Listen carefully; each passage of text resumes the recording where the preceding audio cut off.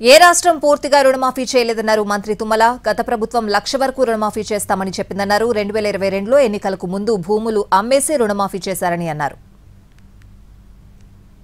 కేంద్ర కథనాలు వాస్తవం కాదు అని చెప్పదలుచుకున్నాం.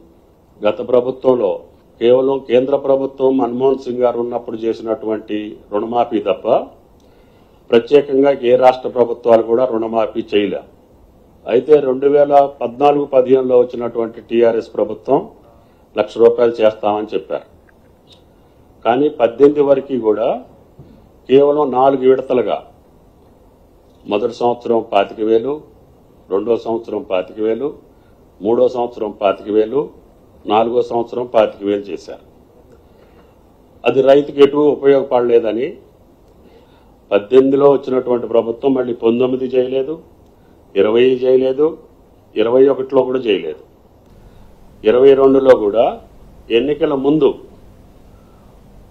₹1,00,000 సంబంధించి ఓఆర్ఆర్ని అది ప్లెడ్జ్గా పెట్టి లేకపోతే కొన్ని సంవత్సరాలకి తెగనమ్మి అది బంగారు బాతు